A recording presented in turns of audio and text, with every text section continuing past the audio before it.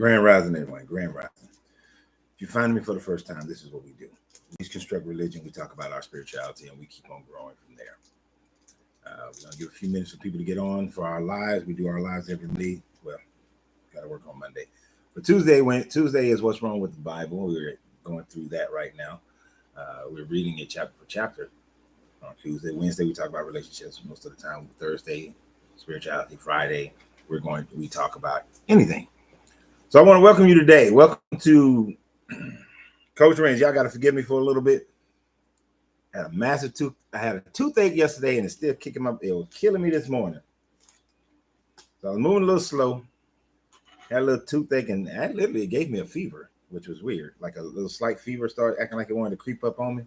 So I had to sit up and I had to meditate and, get myself together and tell this body what it's gonna do. Because I didn't like the way the toothache was happening. I actually still feel like my jaw's a little swollen on this side. But yeah, I had a little toothache, so that's why I'm a little bit behind. But we get started. We get here. We're gonna make it happen no matter which way it goes, right? But this tooth has really been bothering me since yesterday, so I'm gonna have to make that appointment at the VA and get this taken care of. So, how's everybody doing? We got Viber 8.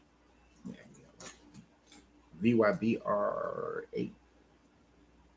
All right. Vibrate. Gotcha. Got Vibrate. We got Willie Walton the third. I wanted to have a name like that. The third. Let me know where y'all at. Let me know where you're from. I want to appreciate everybody being here. Continue to share the video. Share it like you never did before. Gotta share it. Let's see what we can get going there. Like, I literally hope this is so wrong of me, y'all. This is so wrong of me. Today is What's Wrong with the Bible, Exodus chapters 21 and 22. I really hope some Hebrew Israelites come in and they watch this one, because they will provide a good sounding board on this one, mainly because chapters 21 and 22, and then some more chapters after that, are laws of the Bible. They're the laws of Moses. And this is where I get into some areas. From Albany, Georgia, Triple X, all right. Salt Lake City.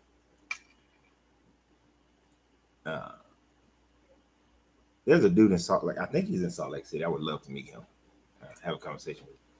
I'm gonna work that out one day. But it gets into these laws, and even with Christians, I have to say that. So give me a second. Let a few more people get on here, and then I have an opening little monologue.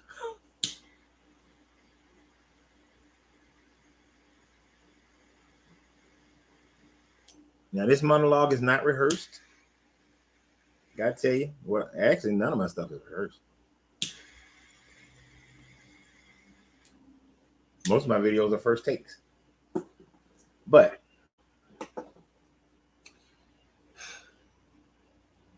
what we're about to go through with Exodus 21 and 22, and then even next week with 23 and 24, is a lot of laws of the Bible.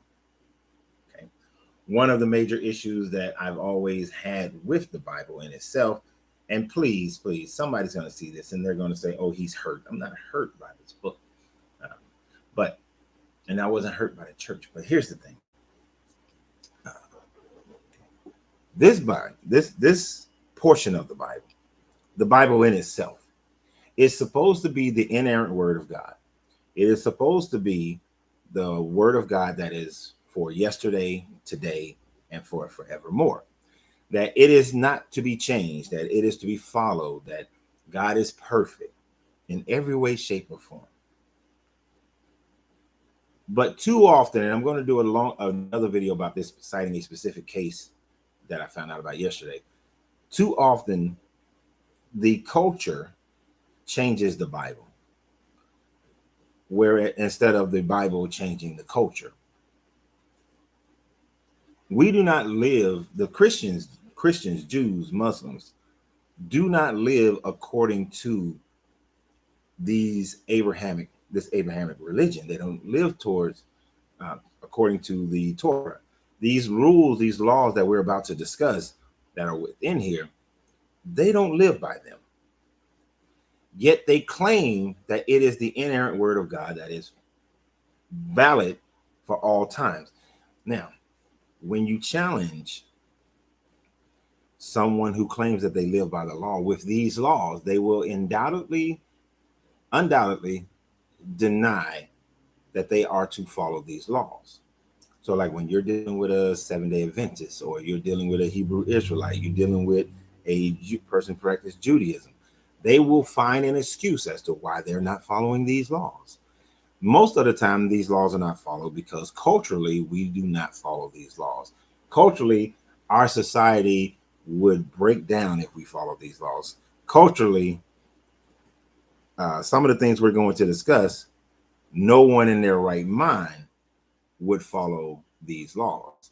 But yet, they will say that. Now, the other excuse when you're talking to a Christian specifically, or even a Muslim, but when you're talking to a Christian, they will say that we do not have to follow the laws because we are under grace, that Jesus has come and now we're under grace. So the law was put away, even though he said that he did not come to abolish the law, even though he said that he would not take one tittle from the law, even though he only said that he came to fulfill the law, which was the coming of a Messiah. You are still held accountable for that. When you look at, and it said, what is the greatest commandment? He said that to love the Father only. He said, but originally that says to love the Father and keep his commandments, is what it originally said. But they do not follow this. That's not followed. And when they say that now they're under a time of dispensation, or they're under grace, then even if you let them have that, the other portion of it that comes into play is this. Your God, the one you believed in, at some point in time before Jesus, so for 3,000 years or 4,000 or years, your God said that these laws were just, that these were okay laws. This is how man should live. And if your God agrees to that, I could never worship that God. I could never get down with that God. I can never look at that God as a reality, but more of an expression of the culture of that day, of man adding to God, adding to the creator what man desires. Because many of these things we're going to discuss today, you will be able to see are incredibly culturally based and time frame based. So with that, that's my monologue. Let me see who is all on here. Angela Riley, how you doing? Ingles Felipe, how you doing?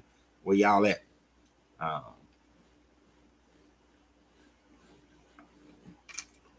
We got Vibrate, and I picked a table that keeps on moving. Albany, Georgia.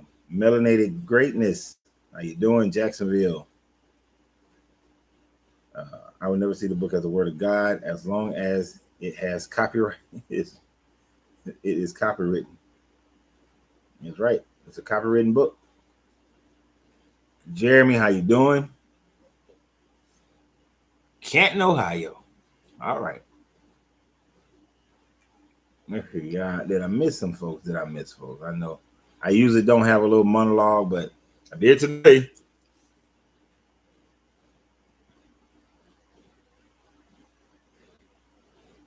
Let's see. Hey, good morning, Debbie. How you doing? Grand Rising, Debbie. All right. So today we're going to continue our journey of what's wrong with the Bible. Remember, Facebook, if the volume ever goes out, it's because this microphone lost its power. I got another one on backup. So just let me know if you can't hear me. Everybody else, we good to go. First, I want to thank everybody for being here. I thank you for, as usual, I got to give my gratitude every time. I'm so grateful that you guys are here. I'm grateful that you guys are, communicating with me. I'm grateful that we are vibing in our tribe. I'm grateful to everybody who shares the video, who subscribes to the channel, who gives cash donations, everything that happens. I am so grateful to everyone here. And let's continue to grow this community. We're at, I don't think it's hard. I think it's very achievable. We're at like almost 7,500 people on YouTube right now.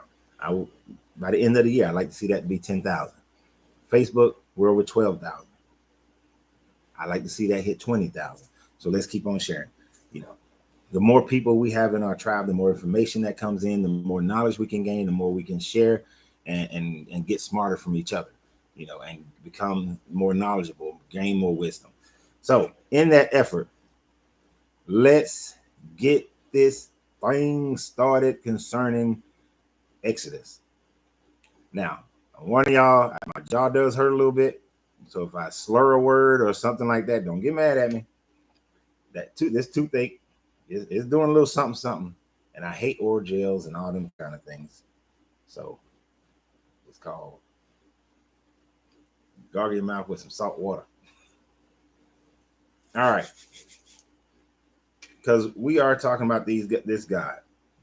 They just, they came out of Exodus, out of Egypt. They came out of 400 years of slavery, so just keep that in mind. They just came out of 400 years of slavery. They done been walking around and turning ponds of water into good water, and the people getting scared of God, and because he up on the mountain, they don't want to talk to him, looking like a space alien, all these kind of things.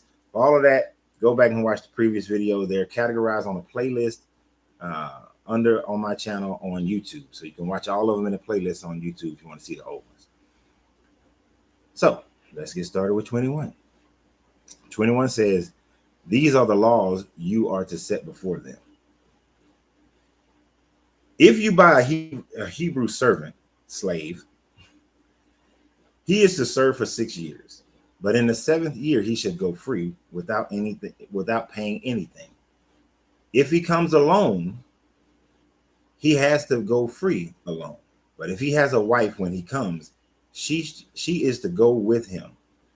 If his master gives him a wife and she bears him sons or daughters, the woman and her children shall belong to her master, and only the man shall go free. Now, when you find yourself in a debate with many Christians, this is where they will go to say that the reason why the slavery in the Americas was not the slavery that God okays. They will admit that God okays a certain type of slavery, but the slavery they say that God okays is indentured servitude, which is what this just described initially, is indentured servitude. They will be okay with that. They will accept that, right? Later on, I don't think in this one we get into the actual slavery. But this is where they go.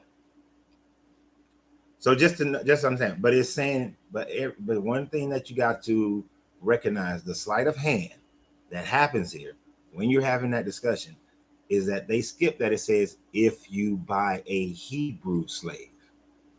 This is one of the reasons why the Hebrew Israelites like to claim that this is another reason why the Hebrew Israelites will claim that they were the chosen ones, and that this is how things are supposed to happen, because you buy a Hebrew slave. And that's why the slavery was here, and they claimed that almost all the slaves here in America were Hebrews. But when they make that claim about indentured servitude, always recognize that what he's saying is indentured servitude is only for Hebrew slaves, Hebrew servants. He's going to say that again in another time that talks about slavery. I think that's in like 27. But be mindful that it's just Hebrew slaves, right? Salma. So today we are, now hold that question to the very end, and then we can talk about that after we go through our first these 2 chapters. Then we talk about anything. That's the way we do this. But I appreciate you being here, Sama. I'm just saying that all kind of wrong. So now recognize that there are rules to this slavery, rules to this indentured servitude that does create some chattel slavery. If the man comes and he has a wife, he comes alone, he leaves alone. But if he has a wife and she comes, then they both leave. But if the master gives him a wife, then and she bears sons and daughters, then the sons and daughters, they all belong to the master. So until that master sells those children and the wife, they are slaves forever. Right?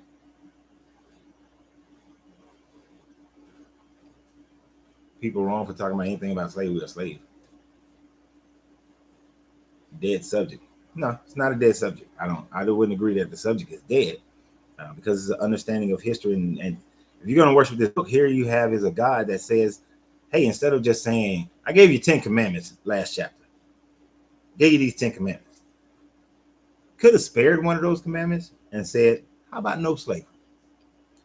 Can you imagine the difference in human history if there had never been any form of slavery? See, this is why it's important, because it would affect you today. If slavery was outlawed by gods, all the gods from all the religions, if they had outlawed slavery,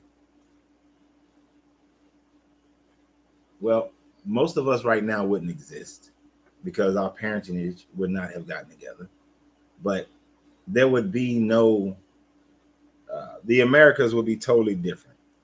Europe would be totally different. Every country in the world, Africa, would be totally different. Every place in the world would be completely different if there was no slavery. We would actually probably be a better developed society, better consciously developed society, at least.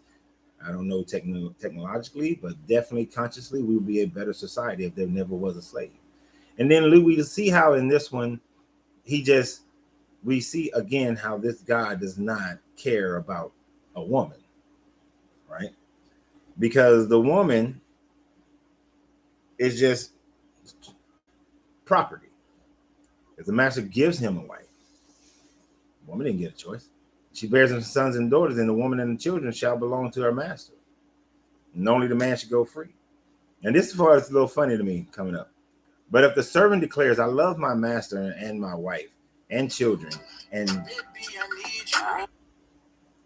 love my wife and my children, and do not want to go free, then his master must take him before the judges. He shall take him to the door or the doorpost and pierce his ear with an awl. Then he will be his servant for life.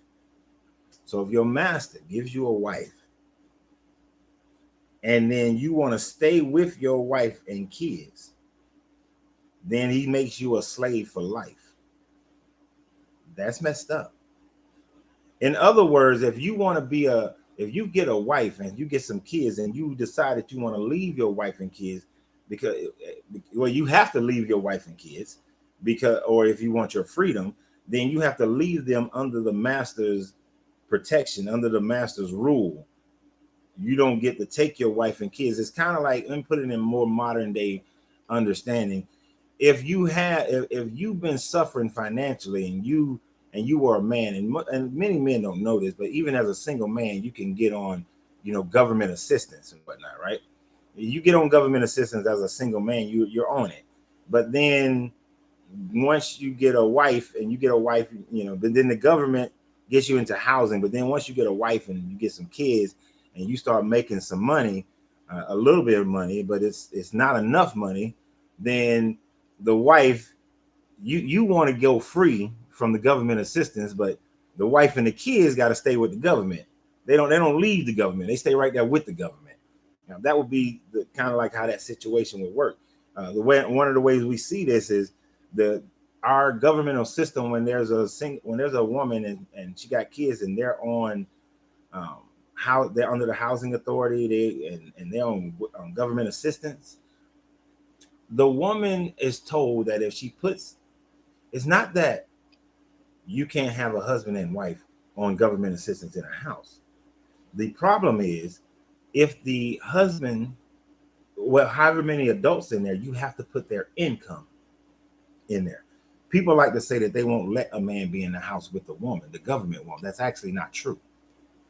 It's the fact that if the man works, that you have to put the husband's financials into the household. Because I grew up in projects. There were plenty of families in projects who was under government housing. So I didn't know where that thing came from. But even to this day, I can see that there are families in government housing, but in subsidized housing. But her rent goes up. The rent goes up when that happens. So, and if they're not married, they tell the young lady that don't put him down as being the father of the kids or in the household, and yet he can't stay more than, like, I don't know, I think it can't spend the night. It depends on the county or the city at that point of how often they can spend the night. But it's moving the father away from the household. In this situation, unless the husband really just loves his wife and children and is willing to put up with the slavery, how much love do you have to have for your family that you're saying that I am willing to be a slave for life? Because if you were given a wife, your wife and children are slaves for lives. And here you make the choice to be a slave for life in this chattel slavery. Right. Debbie says, yes, she lived on Section 8. Yeah, it's not as clear cut as people like to make it sound. There's a whole bunch of different games that they're playing games. This made the government and Uncle Sam your husband, and you replace the man with Uncle Sam. Exactly. It sounds like American slavery. American slavery, yeah. A lot of these things you're going to see takes from American slavery took from it. So let's continue. And so now you're a slave for life. If you were to if you desire to be a good husband and good father, you have to be a slave for life. And ladies, I want you to understand, when I say the stuff like this, Bible does not respect women. And I don't understand how any woman could ever be a Christian. It is parts like this that makes me say this. If a man sells his daughter as a servant, slave, she is not to go free as male servants do. So if I sell a daughter, now if I sell my son goes free in 7 years, as long as he doesn't want to stay with his wife, if he gets one. But if I sell my daughter, she cannot ever go free. Why is it that the daughter cannot go free? Verse 8 begins to explain that. If she does not please the master who selected her for him, he must let her be redeemed. He has no right to sell her to a foreigner because he has broken faith with her. If he selects her for his son, he must grant her the rights of a daughter. If he marries another woman, he must not deprive the first one of her food, clothing, and marital rights. If he does not provide her with these things, she is to go free without any payment of money. This woman was sold as a sex wife. That's it. She is being sold. Right? She don't have any dowry.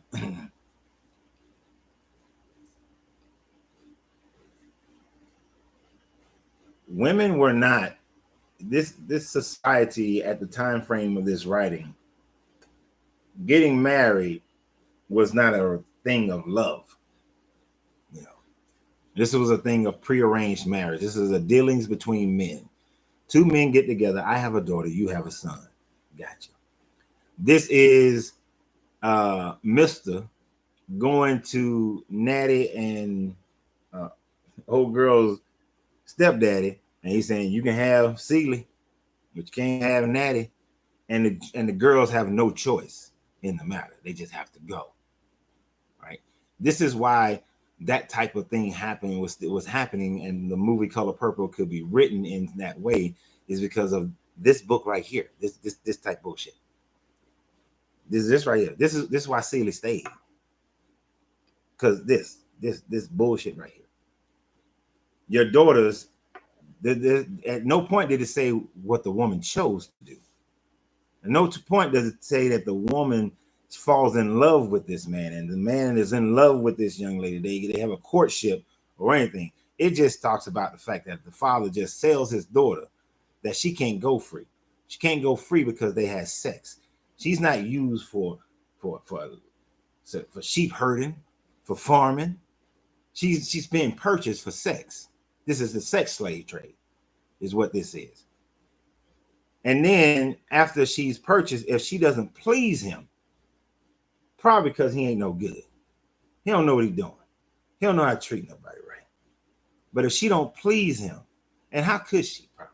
Most of the time back then, these girls, right after they have their cycle, they're like 12, 13 years old, and then they're given to this grown-ass man, right? This grown-ass man who we will see through, we saw already in this book in Genesis and other parts where they are out there, you know, the holiest of them is getting with prostitutes. They're getting with prostitute. Jacob got with prostitute. They're getting with prostitute. They sleeping with their other servants. You know, Abraham, you know, slept with, you know, Hagar. You know, they sleep with all their other servants. So these are these experienced men. They get this little young filly, and they don't know what to do, and they, you know, all rough with her probably because it's damn near rape. Well, it is rape really because the girl didn't make a consenting choice. But then if the father don't like, he got to redeem her, and don't sell her to foreigners. But you can sell her with because you broke faith with her, because of his fault. But then you can give her to your son. If you brought her for your son, then you got to give her daughter rights. So your daddy get with her and say, you know what, she ain't, I don't like her. Hey boy, come on in the room. You know the girl who was your mama, your new mama. Now she your wife. She your mama wife. But he didn't give her, so he grants her those rights of being a daughter.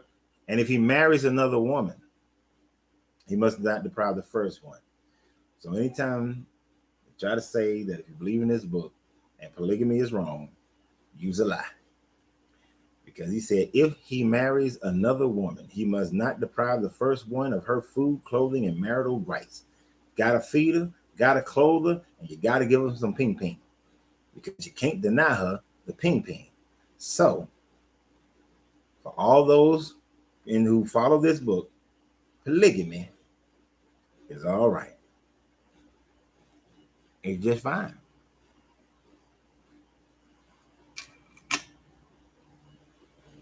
It took just a couple hours for it. That's not, impractical as all get out.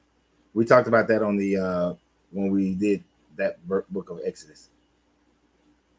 So now we're gonna get into some other crazy laws. And remember, one of the first laws, well, not one of the first, but within the 10 Commandments, he said that thou shalt not kill, right? Thou shalt not commit murder. All right, but we're gonna see some addendums to that in these next coming parts. Anyone who strikes a person with a fatal blow is to be put to death. Right off the bat. You kill somebody, you should be killed. However, if it is not done intentionally, but God lets it happen, they are to flee to a place I will designate. So if I intentionally hit you and you die, death penalty for me. Murder. Premeditated murder. But if it's accidental, then I just get exiled from the group. But if anyone schemes and kills someone deliberately, that person is to be taken from my altar and put to death. Now that's some seriously premeditated murder right there. That's when you plan it out. That's assassination. So if we get into a fight and I deliver the death blow, but I'm doing it. I'm trying to kill you in the fight. Yeah. Hey, death penalty. But if it's accidentally, isolation. But if I plan and scheme it, it's death at the altar. Anyone who attacks their father or mother will be put to death. Damn. Anyone who kidnaps someone is to be put to death, whether the victim has been sold or is still in the kidnapper's possession. Put to death. So if the Europeans actually follow this book, all the Africans they kidnap, all those Europeans should have been put to death. You see how people don't follow this book according to it's more about their customs. Anyone who curses their father or mother is to be put to death. So all of y'all who now put curses on your parents, Death. If I lived back then, I would have died a lot. I would have been dying a lot. Yeah. I think I'd have had a whole lot of death and come back in death again. Other than being a part of a social group, Christianity is nothing to offer women. No, you're absolutely right. It's like they made up the laws and things happening. Do you think this matches natural law? No, I think this is clearly outside of natural law. Clearly outside of natural law. Do you honor your parents? Sure, but are your parents always right and always good? No. So you being put to death because of your parents' fault of being cruel, it's not natural law. Not at all. And if two lions are in a fight and one lion dies, the other lions don't kill him or exile him. It doesn't work that way. Natural law doesn't function in that same degree, that same level. And then there's just always cause and effect. Right.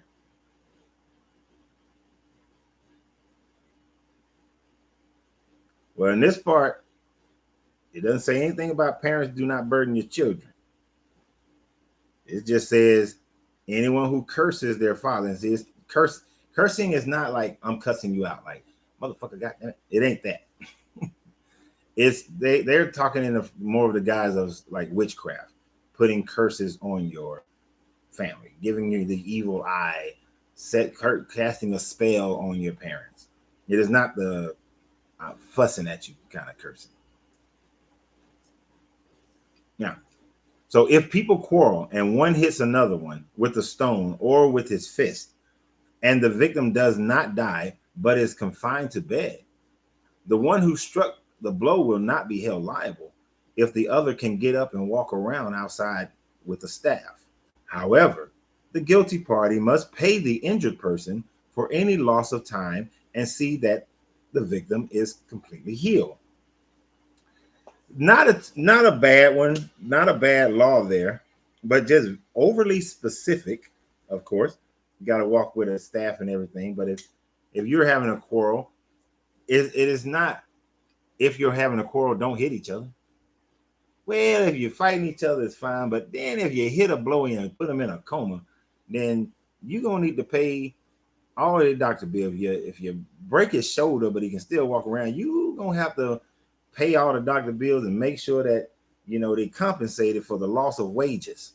We kind of have those laws in our books today, but you got some compensation laws here.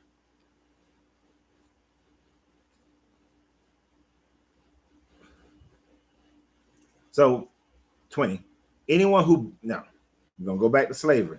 Appreciate it, Jeremy. Go back to slavery. Because this is American slavery. This is a justification for some of the things that they did in American slavery. Anyone who beats their male or female slaves with a rod must be punished if the slave dies as a direct result. But they are not to be punished if the slave recovers after a day or two, since the slave is their property. This was, I was debating this one guy, and he just read the first part of that, right? He was like, anyone who he said he was trying to prove the point that the slave masters should be punished if they ever beat their slaves. And I was like, no, there are conditions to that. They are authorized to beat their slaves. And he was like, no, they're not. And he was like, see, it's right here. Anyone who beat their male or female slaves with a rod must be punished. And I said, and continue. And then that's the continuation if the slave dies as a direct result. But we know that most of the slaves during the American slavery did not die as a result of beating. They were able to get up, maybe not in a day or two, but we know these slave masters were not going to be punished either way. Even if they did die, they wasn't going to punish the slave master. But this was a justification for them to be able to get it into the average European's mind that it is okay to beat the shit out of these slaves, because this God is giving you the rules for the beating that you're giving your slaves. So as you understand what each slave can handle, you beat them accordingly. I know if I beat old Robert over there, he's pretty tough. He's getting up after a day or two.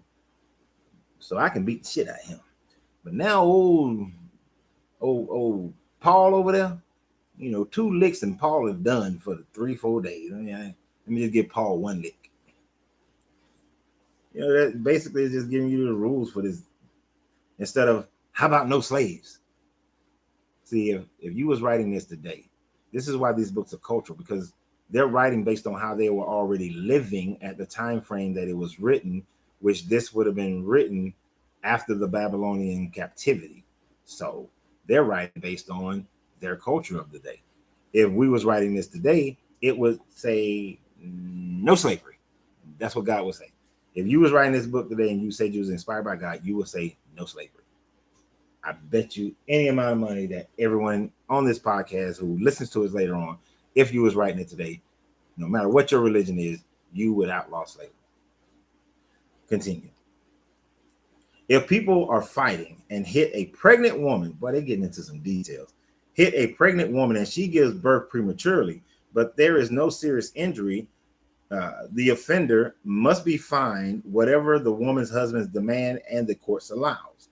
But if there is a serious injury, you are to take life for life, eye for eye, tooth for tooth, hand for hand, foot for foot, burn for burn, wound for wound, bruise for bruise. Yes, this is where we get eye for an eye, tooth, eye for an eye, tooth for a tooth. And especially with this one tooth hurting today, feel some kind of way about this one, and another one that's coming up after that. But was this written for the value of the woman? No, this was written for the value of the baby inside. If it's a daughter, then she has a value of being sold as property. If it's a son, then he has value of carrying on the lineage and building up the family. This is not about the individual woman and her safety, but it's all about the baby. You see, it says that if the baby is injured, nothing about if the woman is injured, but if the baby is injured, then you have these, you got to pay for it. You got to die. And this death, capital punishment is serious in this book. So them right wing, or I don't know, you got religious zealots on both sides in America. They all should be in favor of capital punishment because their book says so right here. Their book tells them capital punishment is A-OK. So we continue. Back to some slavery. Yeah. An owner who hits his male or female slave in the eye and destroys it must let the slave go free to compensate for the eye. And if the owner who knocks out the tooth of a male or female slave must let the slave go free to compensate for the tooth. Yeah, the baby is potentially man's property. Exactly, Paul. What's up, Paul? How you doing? Now, this little part we just wrote, again, how about no slavery? If you're supposed to be this good, all-powerful, almighty God, no slavery. But you're just evidently what these people created for themselves.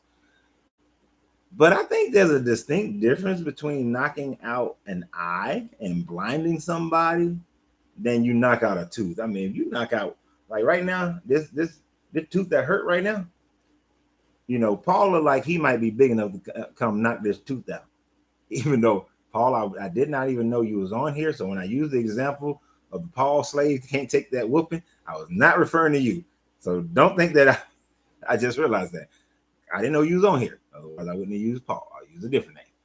But, I wouldn't mind if this tooth take a punch to the jaw and knock this tooth out. But blinding somebody and a tooth coming out, maybe I just don't understand how valuable it was to have all your teeth back then.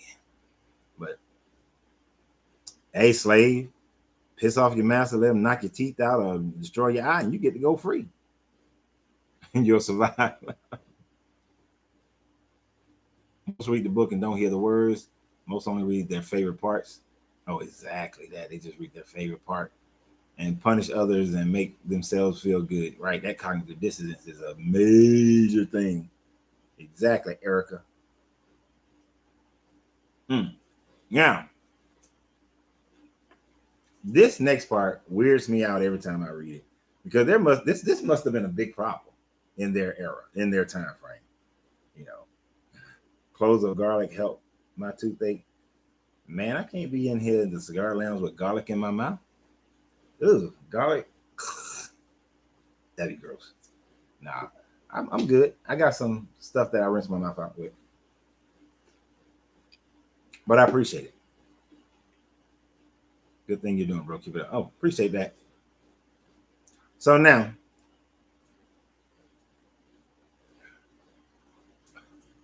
you know how some things in the Bible seem like they're just filler, that they're for filler. And this always, when I was younger, this was like filler information. So I never really paid any attention to it. And then I started getting older and I started paying a little bit more attention to it. So we're going to go through this part. We're talking about bulls here, animal crimes. But the bull is a very important animal to these people in their time frame. Baking soda and salt. That's what I used earlier today.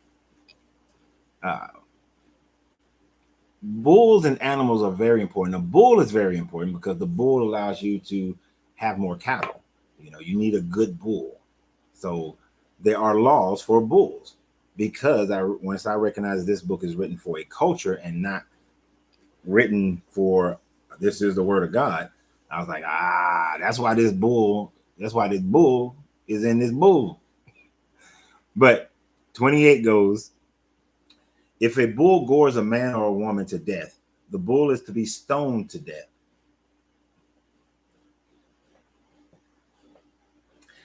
Every time I read that, I always intend to just keep reading like the whole line, the whole verse, but it throws me off because in my head, the immediate image comes up of you stoning a bull to death. You can't just humanely cut the bull's throat, stab the bull with a long ass spear. Like there are so many other more humane ways of killing a bull other than stoning. Do y'all you guys realize what stoning is? Just people taking rocks and just pelting somebody, or in this case, a bull. A bull. You know how big a bull is? I went to one bullfight in my life, and I never go back to another bullfight ever again in Barcelona.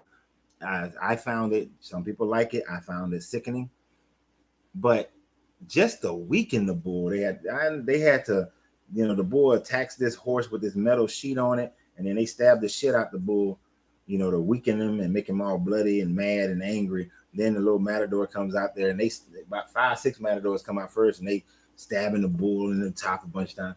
And then it's not until the main guy comes out there and he plays around, he stabs a few times, and then he get the final stab.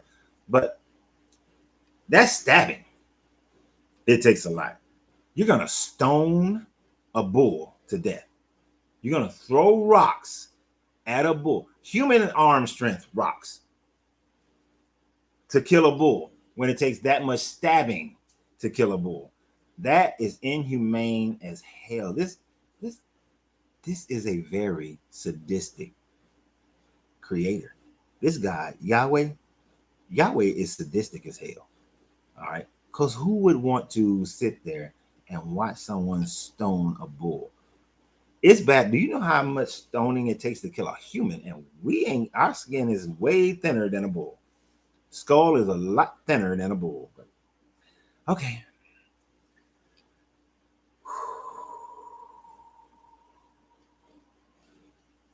All right. Let me keep going. What was it? I remember a scene in a movie with James Earl Jones where he was hiding because they were coming to check the house. I don't know what that is. I don't know the reference for that one, Jerry. I might have went past it before I saw it. But yeah, everybody agrees with me. That is cruel. That is that's some bugged out stuff. Whoever came up with that idea exactly is an evil genius. It's evil as shit, stoning bulls. But like I think Debbie said it or Erica said it, people don't read this book. They don't read it, and when they do read it, they don't hear it. But let me continue. And his meat shall not be eaten, but the owner of the bull will not be held responsible. Unlike how we do, your dog kills somebody, you're gonna be held responsible. But if, however, the bull the bull has had the habit of goring, and the owner has been warned but has not kept it penned up, and it kills a man or a woman, the bull is to be stoned, and its owner is also to be put to death. Just gonna stone the bull. But now if he has a habit, and I get it, somebody got a dog and that dog has a habit of biting people.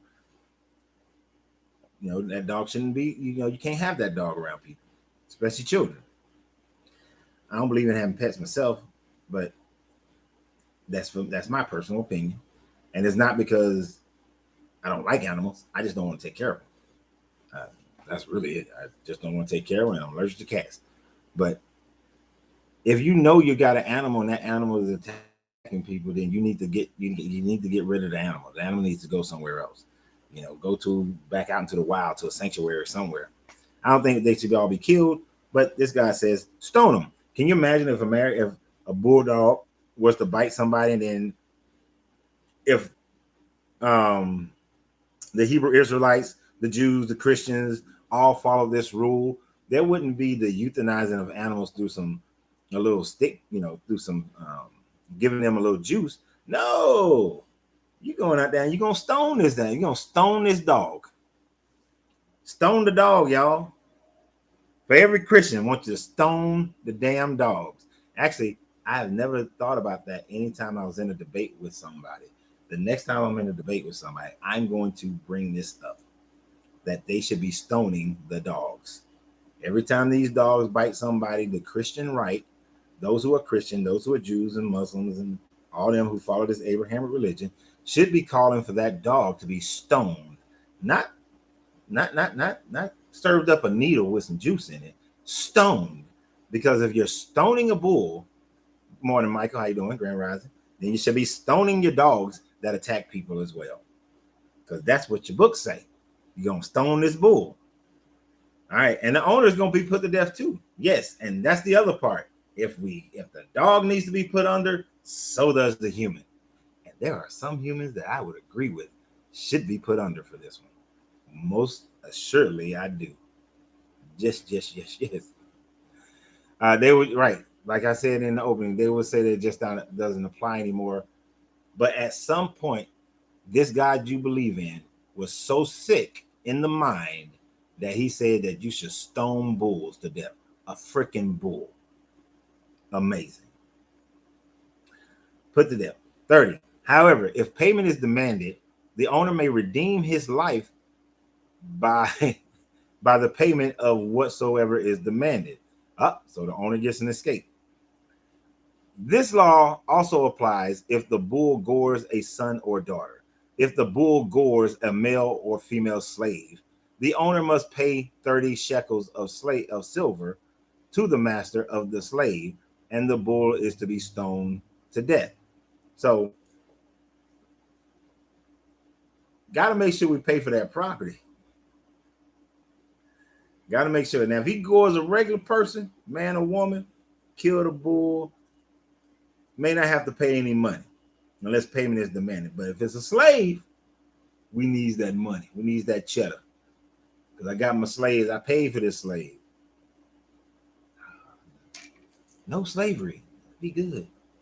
And now stoning bulls. It's very cruel. Next time somebody tells you that this God is a good God, remind them that this God says that bulls are to die. If a bull gores somebody, the way to kill that bull is to stone the bull. And then create the image of what it would take to stone to death a bull. You're just not a good God. If anyone uncovers this must have been a big problem back in the day. If anyone uncovers a pit or digs one and falls and fails to cover it, and an ox or a donkey falls into it, the one who opened the pit must pay the owner for the loss and take the dead animal in exchange. So I'm going around digging holes, and I just left the hole here. Donkey ox fall in it. Oh shit, donkey died. I gotta pay the dude for the donkey. But at least I got me some good donkey meat. Where are these people living? Are they living in, what's that, butt naked and afraid somewhere? What the fuck are they doing? Why does this have to be written in this book?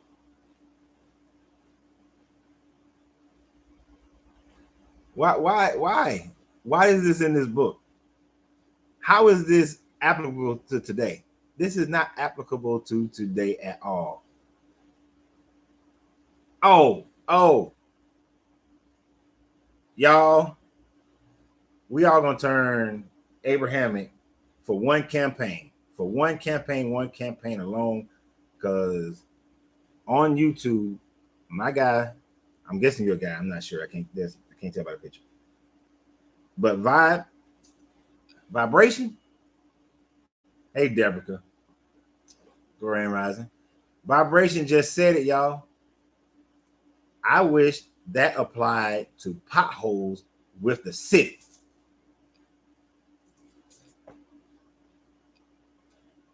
This country supposed to claim that they built on Christianity to a certain degree, right? But actually, vibration. I know in Georgia, if you hit a pothole and it damages your car, and you can prove that the pothole did it, like you go take pictures of it and they get the mechanics of it, GDOT actually will pay you for the damages of your car hitting that pothole. I know I know in Georgia it does that. So actually, we got that in Georgia, but that needs to be across the United States. Yeah, because y'all know I'm moving to Puerto Rico, and I heard that the potholes in Puerto Rico are like sinkholes and shit. So I'm kind of concerned about that one. Still moving. I'm not staying here, but that needs to be across the United States. Potholes in my lawn. But why? That had to be that's a weird thing to add to this book, though. That's a weird thing to add to this book.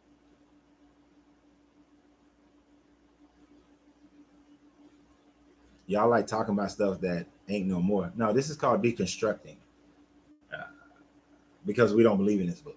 This is deconstructing. This is the freeing of the mind. So, your donkey fell in there. Now, we're back to the bulls again. Because somebody, paid for an extra donkey. But you got to think, if you dug a hole and a whole bunch of donkeys fell in there, you got a bunch of donkey meat you got to eat. In New York, they do pay if a pothole damages your car. Oh, cool. So some places, vibration, some places pay it, But we can that's a national campaign. If anyone's bull injures someone else's bull and it dies, the two parties are to sell the live one and divide both the money and the dead animal equally. However, if it is known that the bull that had the habit of goring, yet the owner did not keep it pent up, the owner must pay animal for animal and take the dead animal in exchange. Boy, you better know what kind of animal you got. Your bull, you just going around goring people. You got a bad bull, you need to fix that joker. You need to go ahead and just chop him on up, because he's just causing so many problems. There must have been some crazy ass bulls running around in the Sinai Peninsula out in the middle of this desert. They had a lot of bulls, and the bulls were causing problems. Because that was so important that it had to be part of chapter 21. And you think we're done with the rules dealing with the personal property and the animals. We are observing life. We can live with no understanding. We can live with no understanding. That's one's choice. Or we can learn from a bigger picture with greater understanding. Why should I have to limit my understanding? Exactly. That's a great answer, Erica, to what Felipe said.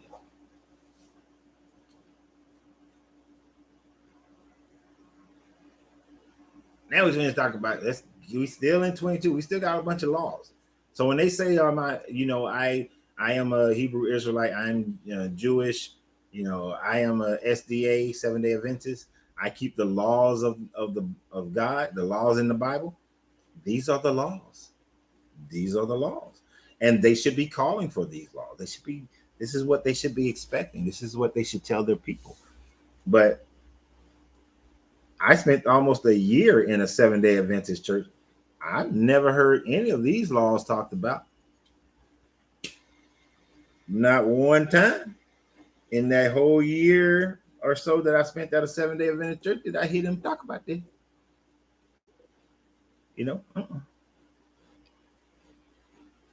Let us continue. Chapter 22. And after this chapter, we'll have our free open discussion until somebody walks in the door. Whoever steals an ox or a sheep and slaughters it or sells it must pay back 5 heads of cattle for the ox and 4 for the sheep. So, of course, the book did say, "Thou shalt not steal." Y'all probably have read this before, but I guarantee you didn't hear this. Like Eric, I think it was Erica. Y'all have read this part, but you didn't hear it. If a thief is caught breaking in at night and is struck a fatal blow, the defender is not guilty of bloodshed. But if it happens after sunrise, the defender is guilty of bloodshed. Let that marinate for us.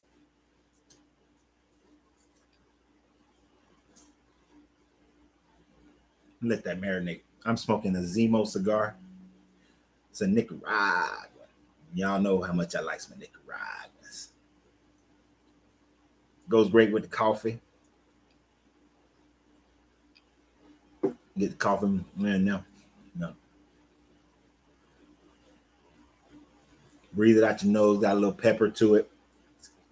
Medium weight on it. Got a lot of pepper actually. Good notes of coffee, cocoa. Yeah. What you saying, Jaja? What? Yeah. If a thief is caught breaking into okay. If a thief is caught breaking in at night and is struck a fatal blow, the defender is not guilty of bloodshed. But if it happens after sunrise, then the defender is guilty of bloodshed. How many of you have actually read that and it caught you? Basically, you in your house, it's at night. Somebody breaks into your house. You see them, you fight them, you kill them because they came into your house. You're innocent. But if they come and break into your house and it's daylight and you kill them, you're guilty of murder based on the time of day. Now, you can say, well, logically at night, you're fighting someone. You're not able to actually see that person as clearly. And you may be a little bit more frightened because it's in the darkness. And therefore, since it's in the darkness and you're more frightened, you have higher levels of adrenaline. And due to the higher levels of adrenaline, you're more aggressive and you may not see that your punches are actually landing in his throat. And therefore, you may kill them accidentally. But during the daylight, sir, while you are having this altercation during the daylight, when you're fighting, then you can clearly see your opponent. You can see that you have already won the fight. You can see that you've landed some great blows along the face and whatnot. And this person has now been immobilized. And there's no reason for the continuation of killing this person. So therefore, if you harm someone to this degree at night, then therefore, sir, you are guilty of bloodshed. But at night, we can understand the adrenaline and the lack of vision. So you're free to go. That's the bullshit. Michael said, you read it? Did you catch that when you read it? The most idiotic book in history of literature. I'd rather learn from the Pootie Tang. Shadate. I know, Jamie. When I was younger, it never dawned on me what that little verse was saying. But that just what's the mentality here? It makes no sense. And I know I went on my little foolishness there, but it makes no sense. Let's keep going. Anyone who steals must certainly make restitution. But if they have nothing, then they must be sold to pay for their theft. So if you steal something and you can't pay restitution, yeah, slavery. Yeah, it really doesn't. Slavery. You can't pay back for what you. Okay, in most cases, if you're stealing because you don't have, and so most cases thieves are going to be enslaved. That, I mean, there were some countries, I think in France, they had thieves prisons, a whole prison just for thieves. I think that was like before the French Revolution. But when you have people so impoverished, now you could have said something about recognizing that there's an economic issue and that you need to work with the person to revitalize the person, but no, make him a slave, right? Yeah, you left by 12 by reading Genesis. I'm with you. I started my walk at 9. Now, got to get back to the animals because that's important. If the stolen animal is found alive in their possession, whether ox, donkey, or sheep, they must pay back double. If you stole it, you probably can't pay back double. Now, I know there's some rich folks who probably stealing some stuff, and that's probably what this law actually should be. You're going to get a lot of poor people caught up into this law who are just trying to survive. And that's what we see in our prison system today. Laws written for rich people, but it gets poor people caught up into it and further ruins their life. If anyone grazes their livestock in a field or vineyard and let them stray and they graze in someone else's field, the offender must make restitution from the best of their own field or vineyard. It's a good law. It makes sense. But I have one question. These people are walking around the Sinai desert at the time frame that they claim that this was written, that Moses wrote this. Moses, y'all were never in a land having a diverse society that was functioning. You're walking around the desert for 40 years. Nobody owns any fields or livestock at this time frame. So Moses would not have written this. This is why this was written after the Babylonian captivity, when the kingdom of Judah was already established as a vassal state of the Babylonians and then the Persians.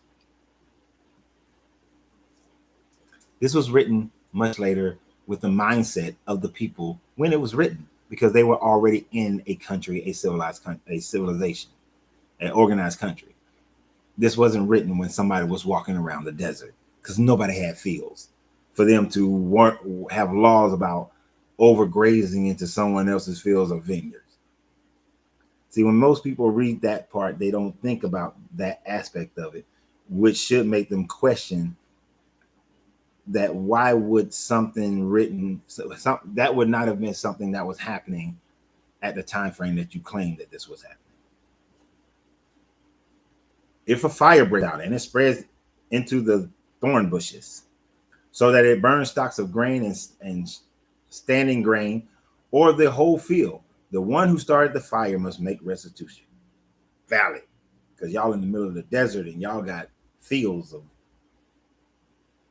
and grain and all that stuff. When y'all was eating manna, the book earlier said you're gonna eat manna for 40. Sorry, you eat manna for 40 years. You ain't got no grain. You get this. Now, of course, as you go through this whole Exodus thing, they go and they supposedly conquer 300 cities over the course of this 40-year period, which is nigh impossible. That is so impossible. Not gonna happen. Not gonna happen at all. You can try to make an argument and say that, well, this was written in preparation for when they got to the promised land. You got to have everything ready. That's about the only plausible argument you can possibly have. Verse 7, if anyone gives a neighbor silver or goods for safekeeping, and they are stolen from the neighbor's house, the thief, if caught, must pay back double. But if the thief is not found, the owner of the house must appear before the judge, and they must determine whether the owner of the house has laid hands on the other person's property. In all cases of illegal possession of an ox, donkey, sheep, or garment, or any other lost property about which somebody says, "This is mine," both parties are to bring their cases before the judges. The one whom the judge declares guilty must pay back double to the other. This must be where double or nothing came from. But so this would cause me not to I ain't holding none of your stuff. I'm telling y'all right now, I'm not holding none of y'all stuff. If y'all come to me and be like, hey, no, I give you. So y'all know I said I'm moving to Puerto Rico. After finding out how much it costs to ship cars over to Puerto Rico, there ain't no way in hell I'm shipping my car to Puerto Rico. But let's say I came to Michael and I said, Michael, hey man, look, I need you to hold my cars and my motorcycle because I'm going to Puerto Rico. If Michael were to let my car and motorcycle get stolen, and then they can't find the thief, Michael got to pay me double. So look here, y'all. This is what we're gonna do. This is a scam. This is a scam. What I'm gonna do is I'm gonna get Michael to hold my car and my motorcycle, and then I'm gonna have some friends come in and steal it, and then they ain't gonna catch him, and then Michael gonna have to pay me double. So now he gotta got me two. So I drive a Mustang and I have a Gold Wing motorcycle. So now I'm gonna get two Mustangs and two Gold Wings. So now I got two Mustangs and I got two Gold Wings, right? So I got two Mustangs and two Gold Wings. Now, then I'm gonna go to Paul. I'm gonna let Paul hold the two Mustangs and the two Gold Wings, and then I'm gonna have somebody come steal them from Paul. And when he's stealing from Paul, then I'm gonna get eight. I'm gonna have eight. I mean, no, two. I'm gonna have four Mustangs and four Gold Wings. You see how I'm doubling it up? I'm gonna keep repeating this, doubling up. I'm gonna go from 4 of everything to 8 to 16. You see that compounding interest start getting big, right? Go to 16, and then I'm going to 32, and I'm going to everybody. I'm going through all y'all. Erica, you gonna get it when I got like 32 of them. Then I'm gonna have all 32 stole from Erica, and then Erica gonna have to give me 64 Mustangs and 64 Gold Wings, and then bam, a car lot, and I'm gonna sell it. I'm gonna start selling my cars. That's how I'm gonna build my next business. So Michael, how you doing, man? Look, I'm moving to Puerto Rico, and I was wondering if you can hold my car and my motorcycle. Oh man, I bet you somebody ran that scam back in the day when they was dealing with their sheeps and oxen and goats and donkeys and all that. I bet you somebody ran that scam because you just told me how to run a scam right there. If we apply, if I was living back then, I ain't always right. Sometimes I think of criminal activity. That's what made me a good financial fraud investigator in the Marine Corps, is that, you think like the criminal and you can figure out what the criminal does. So why are you going to say hell no, Michael? I know you meant hell no, even though it said he'll no, but hell no. Spell check is get on your nerves. Come on, see, Michael don't want to participate. Wakil will do it. Wakil, you gonna hold my car for me? You gonna hold my car for me, Wakil? I need you to hold the cars. Trying to build this empire. Holy fraud. They're doing it now. Missing gold and artwork. This prompted the insurance business. It did. Oh man, I like that. That's a good scam right there. But yeah, so do you gotta? They were making some interesting laws here that I'm sure this community does not follow today. They do not follow today. Now, verse 10, if anyone gives a donkey or an oxen or a sheep or any other animal to their neighbor, wait a minute, did I just read that? Oh, no, it's just starting out the same way. They're just, instead of gold and gold, they're keeping, it's talking about animals. If anyone gives a donkey or an ox, a sheep, or any other animal to their neighbor for safekeeping, and it dies, a little different, and it dies or is injured or is taken away while no one is looking, stolen, the issue between them will be settled by the taking of an oath before the Lord that the neighbor did not lay hands on the other person's property. You know how many jokers commit perjury all the time? There's gonna be some straight perjury. Oh, I took an oath to the Lord, so I'm telling y'all the truth because I swore on it. I swore on the Bible, so I'm telling y'all the truth. The owner is to accept this, and no restitution is required. So all I have to do, so if I see, I am not going to get into the stereotypes that I know some of y'all are thinking in your mind. I know I can feel it. I feel your thoughts. I feel some of y'all thoughts, and I know what you are thinking. But this is giving a playbook on how to scam some people if you are in a particular community, which has become a stereotype of that community. I know y'all are thinking that. I cannot say it directly because then shit might get shut down and demonetized. But I know what y'all are thinking. Y'all need to stop thinking that. This is what creates the stereotype. Because I can take ownership. I can hold your ox and your cattle and all that and just claim. I swear on the Torah, an oath before God, that I did not steal your animals. I did not. My cousin who live up in Syria, he got your animals. And we building our business. Especially we're gonna do this with that dude's a foreigner. I did not lay hands on a foreigner sheep. The judge is gonna side with me. I just took an oath before God. Y'all stop thinking some of the things y'all thinking about a particular group of people. Stop it. I can hear it all the way from in Texas and Florida and Ohio and everywhere else. I can hear it. The owner is to accept this when no restitution is required. You setting people up to be scammed, book. This book is setting people up to be scammed. Right? But if the animal was stolen from the neighbor, restitution must be paid to the owner. If it was torn to pieces by wild animals, the neighbor shall bring the remains as evidence and shall not be required to pay for the torn animal. So if I steal your animal, but I got let's say I got an old sheep. I know this sheep about to die. I let some wolves get at that old sheep. Then I go steal your sheep. You got some young sheep. I go steal your sheep. But then I come back with the old dead sheep and say, hey, I borrow your old sheep. And I come back and say, hey, sorry, a wolf got to your sheep. Here's I just got me a new sheep. And I just used my old sheep to get your new sheep. Then I'm gonna go over there to that dude, borrow his sheep. Here's the carcass. I'm gonna keep on letting my old sheep. Yeah, that's how I'm gonna replace my flock. Maybe it's just me. Are y'all seeing the scamming ability that is within this?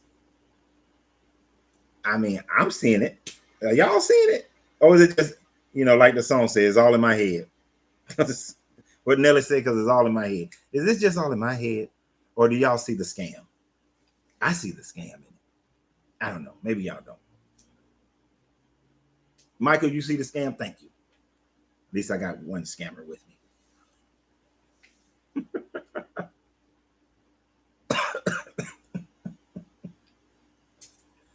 Oh my goodness.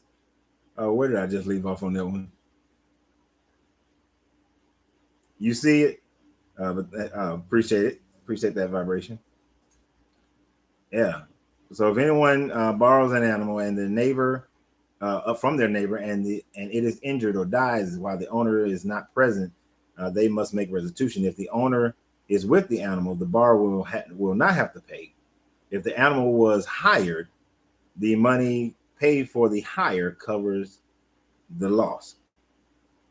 All right, so if I borrow your animal, it dies in my possession while you're not around, then I got to pay you restitution. But if me and you are hanging out together and the animal dies, then I don't have to pay you restitution. So what if I borrow your animal? I have a modern day example of this that actually happened to me, and I'm gonna tell you that one in a second. But So if I borrow your animal, but your animal is already kind of old or sick, and it happens to die when I borrowed it, I got to pay you restitution if you're not around me. But if you're with me, I don't have to pay restitution, right? But if the animal is borrowed, but if the animal was hired, so I mean like a donkey or something like that, and I'm plowing my North Dallas 40, and your animal dies, then whatever I hired the animal for, that covers your loss. But if I'm just borrowing it, I ain't got to make no restitution because you gave it to me freely, as long as you're with me. So why would I borrow the animal and you going with me? I mean, I can see that sometimes. Hey man, I need to plow the field. Old Jessup there ain't working too well, but can I borrow Tulip to plow the field? All right, I'm gonna borrow Tulip, but I need you to go with me because if Tulip die, so not only do I got to borrow your animal, but I need you to be with me just to make sure I don't have to pay you restitution. No, that's not gonna work. But you can always borrow the animal, pay for the animal, right? Pay for the animal. Then you out there on your North Dallas 40 and you plowing and you borrowed that donkey, but you got an old dead donkey that got mauled by some wolves, and then you pay for the hire of it, which the hiring of an animal is going to be cheaper than buying the animal outright. But then I come back and I show you the dead carcass of my old donkey and say that an animal got to that donkey. Then my hiring costs cover that, which is like a much cheaper.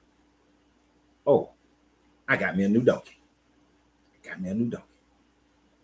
So like I got a Mustang, right? So what I do with my Mustang, let's say my Mustang was old and raggedy, it's about to break down, the drive train is messed up, whatever. I don't know much about cars, but it's all jacked up. I can go borrow one from Hertz that look just like mine, but then go hide theirs and then take mine. It breaks. Mine out broken. Bring that to Hertz and say, hey man, your car broke down. I paid you the $200 and something dollars, $500 to rent this car. That covers the loss. I got your new car. Got me a scam. But let me tell you how somebody played this on me, right? So they had an old SUV. Jeremy said I'm nuts. This is real life. This really, really happened, right?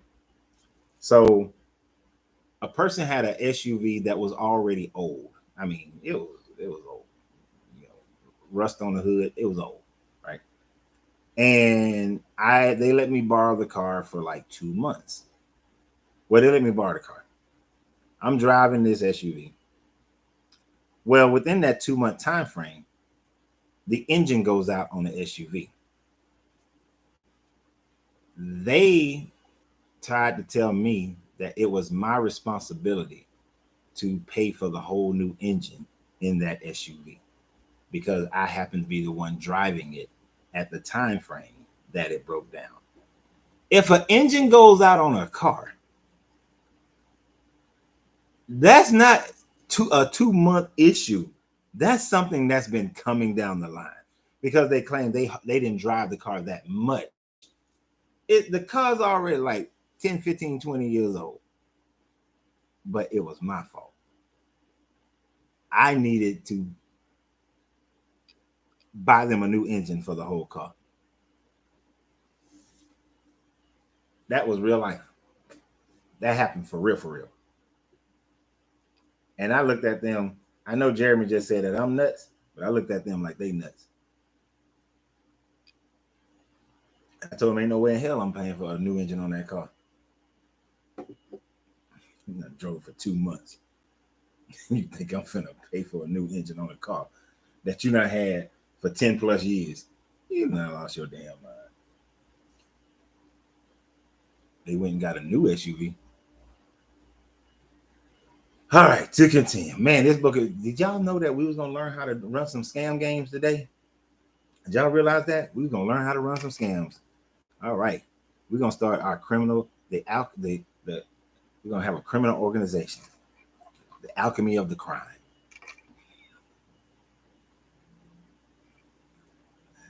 We're going to have an alchemical symbol with a hand reaching up to steal it. All right. Let's look at some more of these rules. All right. So they changed this word just to let you guys know. If you look at it in other versions of this 2216, they changed the word to make it softer because our culture has demanded it. But when you look at older versions, different versions, it uses a different term. So it starts out in 16 and says, if a man seduces,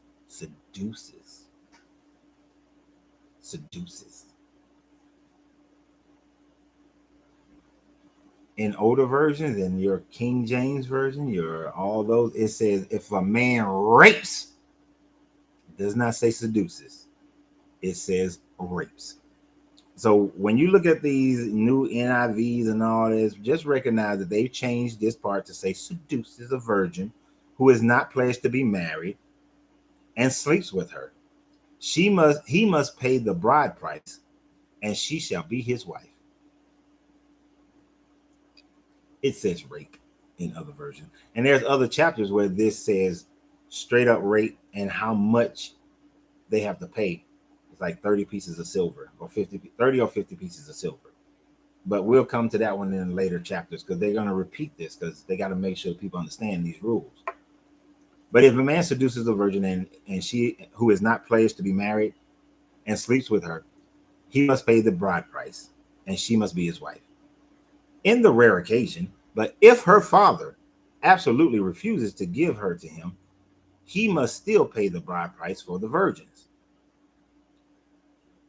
And then it says, but if the woman decides that she does not, it really don't say that. You know, the woman don't have a one bit of a damn choice. The woman's thought process on this does not matter whatsoever. It does not say anything about the woman, but if she, no. But so there again, ladies, I know Angela Riley, because we got more than one Angela on here. I'm sorry. According to this book, you're just property. That is your whole value, is property. And the father can decide that you can be with her or not. And he has to pay the bride price.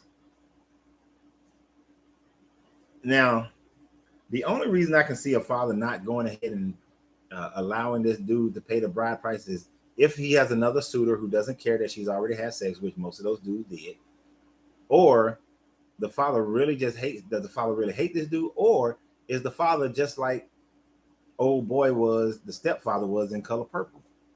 You can have Celie, but you can't have Natty because he was trying to sleep with Natty because he was sleeping with his daughters. So does the father say no because this is his favorite pum pum from his daughter? More than likely, that's the only reason he refused. Now, to continue, I need some of y'all to be careful. Erica, you need to watch where you go. If you find people who follow this book, follow this verse, you're in danger, Erica. Do not allow sorceresses to live. Kill them. This is the verbiage for the entire witch hunts that was happening during the Inquisitions, during the Dark Ages, during the Salem witch trial. But actually, there were more witch hunts and witch trials going on in Europe than there were in the Americas. It's just the Americas ones got more publicity. But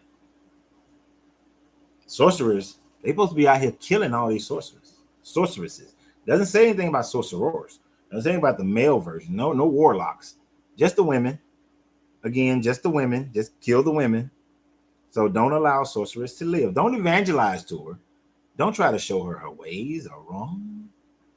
I mean, yeah, the Pharaoh's magicians were popping snakes and turning water into blood and all that kind of stuff as well, which is still kind of crazy since Moses supposed to turn all the water in Egypt into blood. So where did the Pharaoh's guys get some water to turn the blood? But we're not going to go way back there. But we talked about that. So go back and watch the older versions, the older ones for that one. But all the sorceresses, they supposed to die.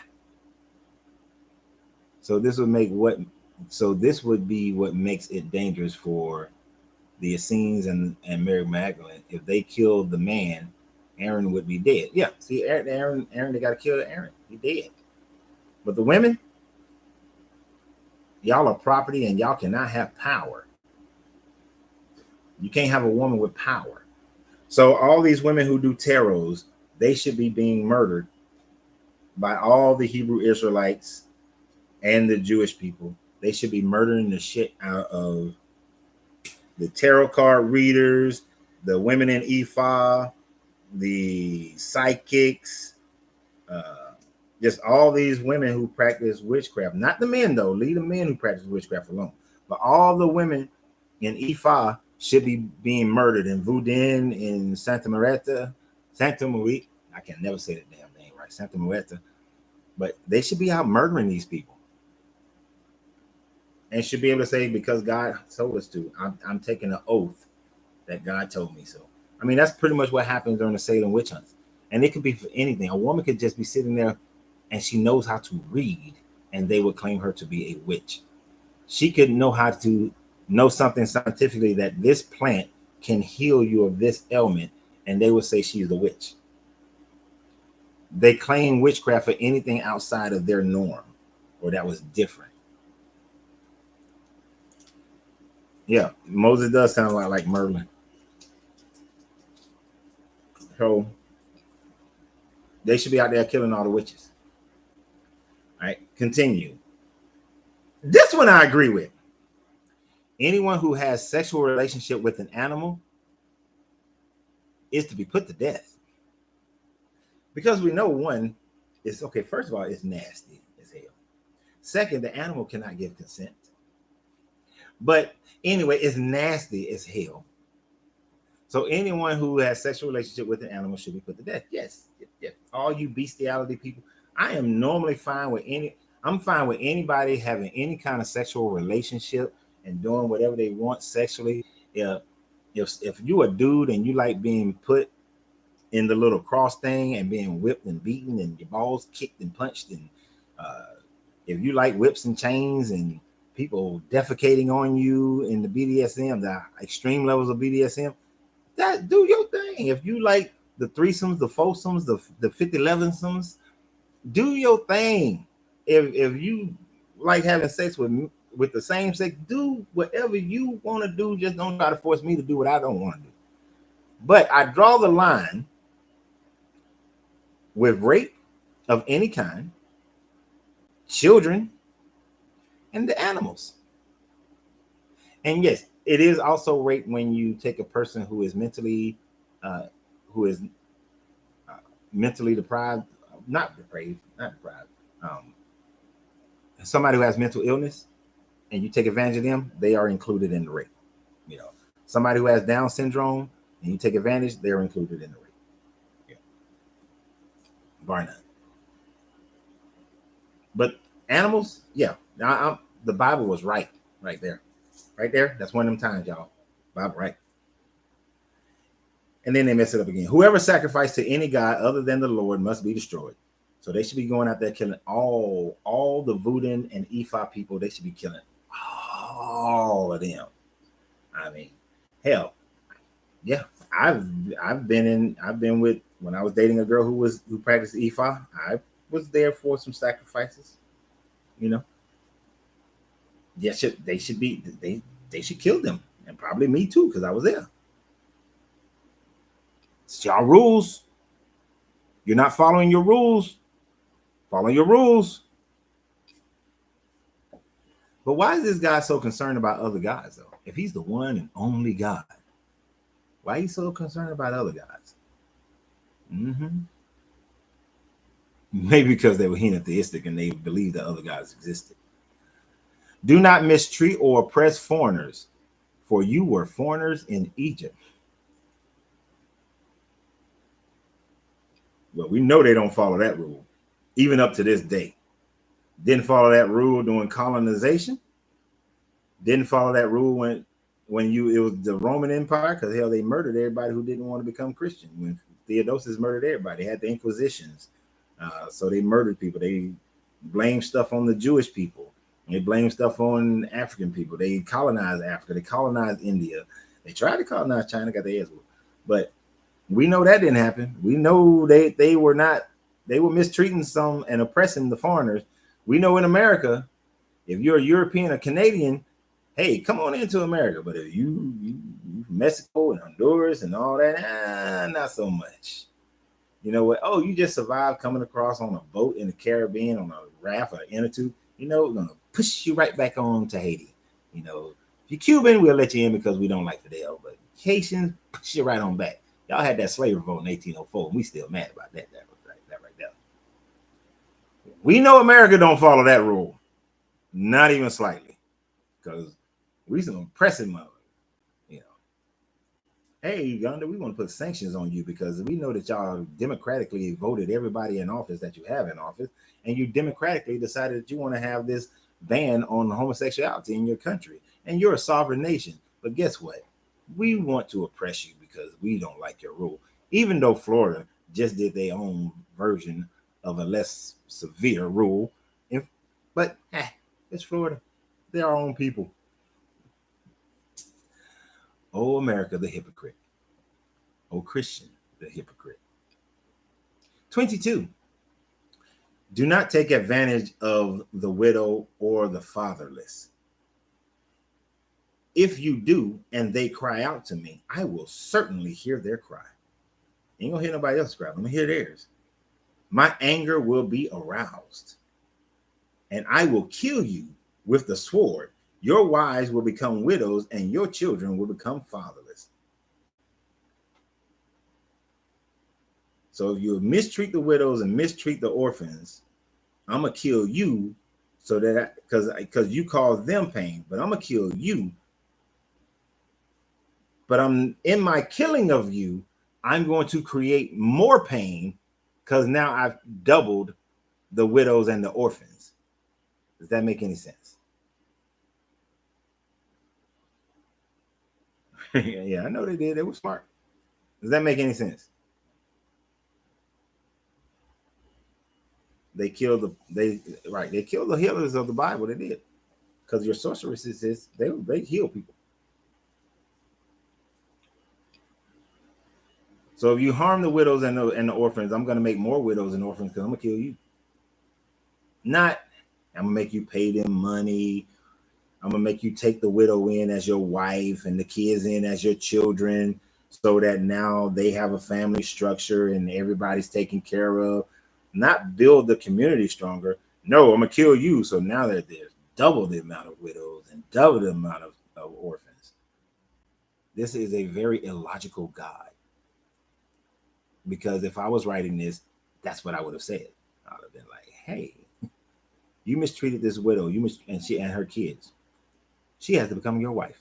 Since polygamy has already been established as okay. Now she has to become your wife, and those kids have to become yours, and you're gonna give them all the rights of your sons and daughters and as your wife, and take care of them. There you go. Problem solved. A better situation. Does that not work out better than killing the man? But why do you got to kill him? Why? Because this guy loves killing people. Killing people is this guy. That's his thing. If they can figure out a way to kill you, he's gonna kill you. This guy will kill you every opportunity he gets. If you lend money because his anger was aroused. Sorry, I just had to go back to that one again. This guy demonstrates human qualities in becoming angry. He's very emotional. This guy is a very emotional guy. Easy to tip him a little bit. If you lend money to one of my people among you who is needy, do not treat it like a business deal. Charge no interest. The Ethiopians do this a lot. They will not, they'll charge you and I some interest, but they will loan money to their own people and not charge them interest. And that is one reason why Ethiopians can do, they get a lot of financial things done. So this is actually a good thing to a certain degree. Of not charging interest to people that you lend money to, because I don't. But a better thing is I don't lend money unless I know I can lose the money. And sometimes, depending upon who it is, like my brother and sister, when we give each other money, there's no expectation of paying it back because that just creates problems. But no interest loans within a community is actually a good thing. It's a good thing. All right. Because I hear my own depression and on many times means I should be deleted. according to this book, you're absolutely right, vibration. You should be deleted. If you take your neighbor's cloak as a pledge, return it by sunset, because that cloak is the only covering your neighbor has. What else can they sleep in? When they cry out to me, I will hear, for I am compassionate. Dude, you just said you're gonna kill a dude if he's not nice to the widows and the orphans, and now you're saying I'm compassionate. You are writing rules for slavery, but you're compassionate. This is the most hypocritical God I've ever seen. You know, a war god is a war god. You know, a water goddess is a water goddess. They do their water thing, they do their war thing. This dude flip-flops left and right. And who says that's the dude's only cloak? Is everybody poor? Or is there a rule that we just haven't seen that says that a person can only have one cloak? You know how China tried to say that you can only have one child and then you have to show your affordability to have another child? Is there a one cloak rule that we don't know about? Because I've never read a one cloak rule. I've never read that one.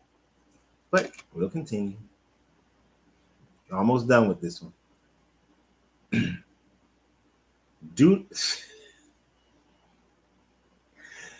I would tell you right now, the people are not going to follow this one, and we don't follow this one. All right. Do not do not blaspheme. I can't get it out.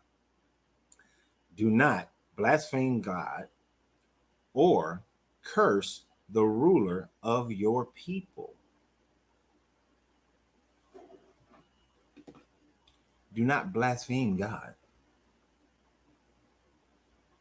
Now, for us, that is the God and goddess inside of you. Your masculine and your feminine goddess and goddess. God and goddess inside you. The Elohim inside you, your spirit. Don't do anything that is against your spirit, against your soul. If you don't believe in the spirit or soul, that's fine, whatever. But don't do anything against your person. Don't go out and live a life that you know you're pretending to live that life. Like I was trying to be a Christian and I hated it. You know, especially as the more and more I learned, the more and more I hated it. I wasn't blaspheming against this Christian God. I was blaspheming against my own spirit, my own soul is what I was blaspheming against, because I was doing what I hated. There was a part of God in the Gospel of Thomas that actually freed me of that. They was asking him about what is it? How should we pray and all this kind of thing? And he said, do not do what you hate, because you are blaspheming against your own self when you do what you hate. So do not blaspheme God. For us, that's don't blaspheme against yourself. Now, this is where everybody's going to fall short of the glory of God. Do not curse the rulers of your people. I believe it's Corinthians where it says that you are born under the government and the rulers that God determined for you, and therefore you should pray for those rulers.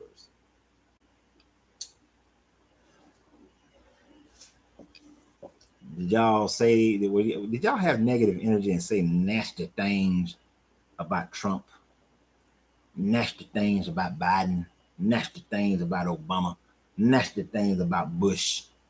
If y'all all live in America, if you live somewhere else, did you say nasty things about the politicians that, who are rulers of your people? Did you say nasty things about them? It's one of them things like they point to when they say, don't speak bad about the preacher. You don't both speak bad about the preacher. So the next time you got one of them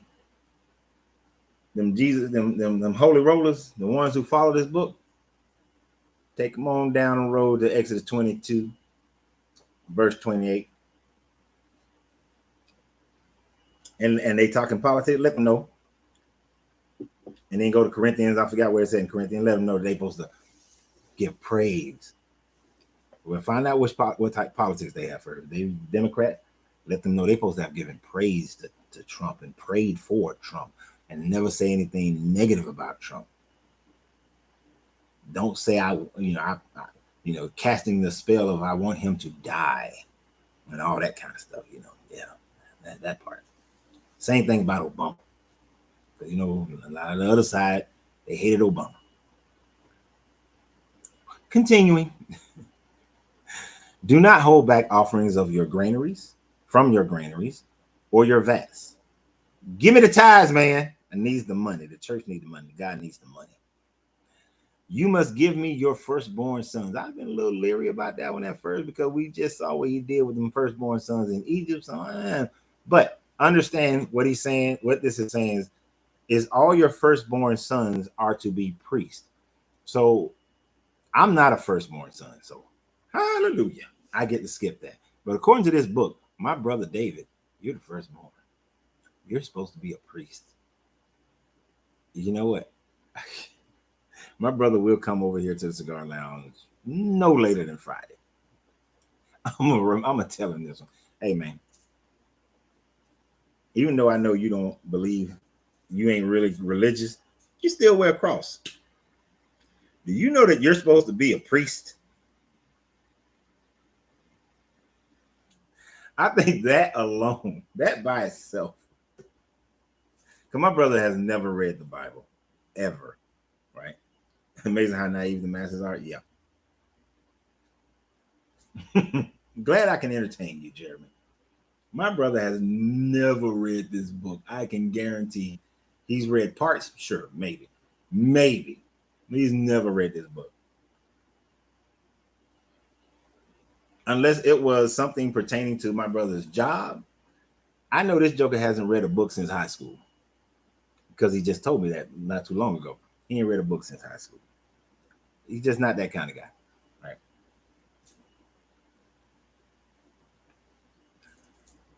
I'm going to let him know he's supposed to be a priest. I might call him today just to tell him he's supposed to be a priest. But that's what they're actually saying when it's in that part, that your firstborn sons are supposed to be a priest. So if any of you guys are firstborn sons, then y'all are supposed to be priests, according to this book. Now, later on, they try to switch it up and flip it and say that you're supposed to be in the line of Aaron, right? But Jeremy says Charmin. Nope. Well, you could be a Charmin because they're only killing the women sorcerers. So you good, you safe.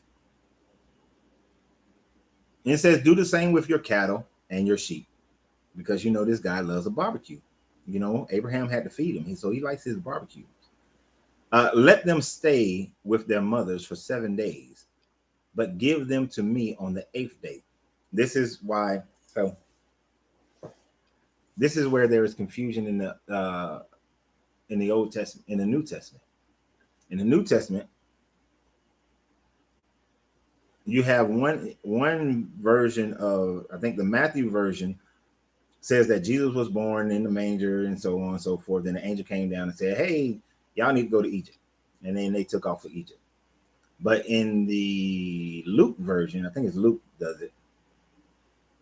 Luke talks about, no, they came, they was born in Bethlehem, and then they waited. And on the 8th day, he was taken to the priest, and the priest they snipped the penis. And then that's when he got his name. And then they went back to Nazareth. And there's no mentioning of going to Egypt at all. But this is why it says that on the 8th day, they went to the priest and got the snip and rolled out. And of course, this is supposedly Mary's oldest son.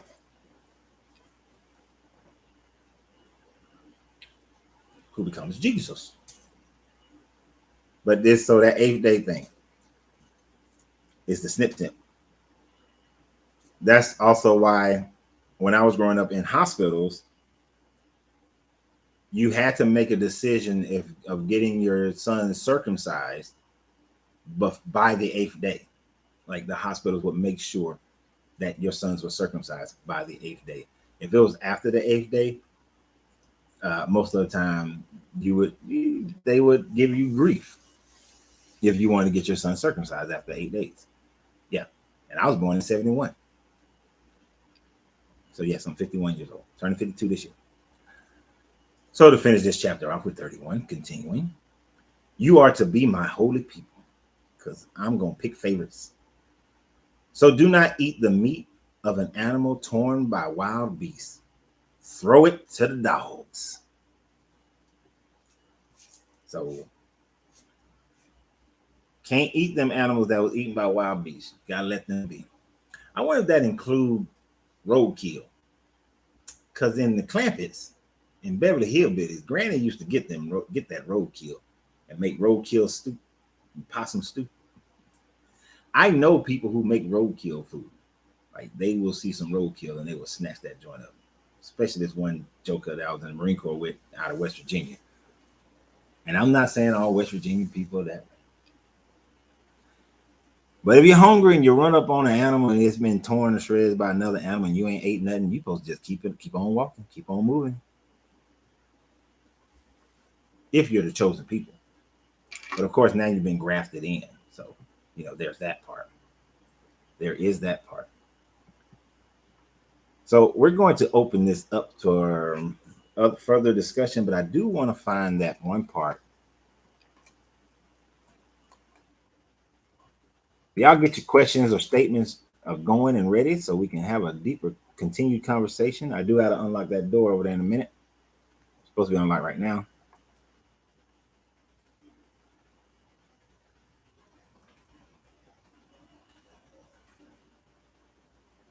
But I know I was quoting a part, but I didn't say it completely. So I want to see if I can find it real quick while y'all are because I want to make sure I said it right. So in the Gospel of Hummus, saying number 6. Saying number 6 goes, whose version should we read? Yeah, and this is actually kind of perfect because they just finished Ramadan. And many Christians do that beginning of the year stuff. And it says, Layton's version says, his disciples questioned him and said to him, do you want us to fast? And how shall we pray? Shall we give alms? What kind of diet shall we follow? And Jesus said, do not lie and do not do what you hate. For all things are disclosed before heaven. For there is nothing obscure that will not be shown forth, and there is nothing covered that will remain without being disclosed. So when you do the things that you hate concerning fasting, praying, giving of charities, following a certain diet, you are lying. But who are you lying to? You're lying to yourself. For these things are disclosed before heaven. In many other places, he says that heaven is inside of you and outside of you. So there is a heaven inside you. So you're lying to yourself and you're lying to everyone outside of you, the heaven outside you. For there is nothing obscure. So that means all things are manifested to the face of heaven. Nothing is hidden. Nothing hidden will fail to be revealed, and nothing disguised will fail before long, and it will be made public. All things done in the dark manifest itself in the light. So when you are doing things you hate, you shouldn't. Hold on, y'all.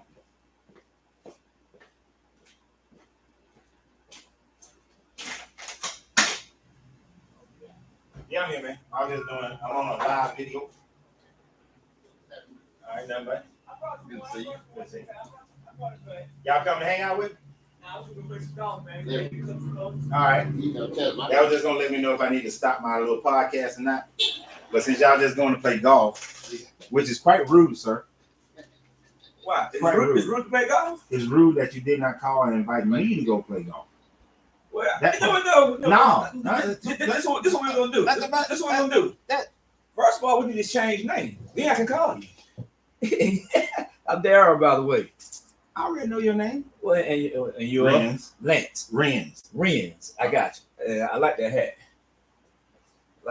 Y'all see this joke? They gonna come in my shop and then they won't go play golf. Didn't invite me. I got my clubs right in the back of my car and everything. See how they do me? He can come. They can't see you. He can come, ladies and gentlemen. He can come. Nah, it can't come now. I'm here.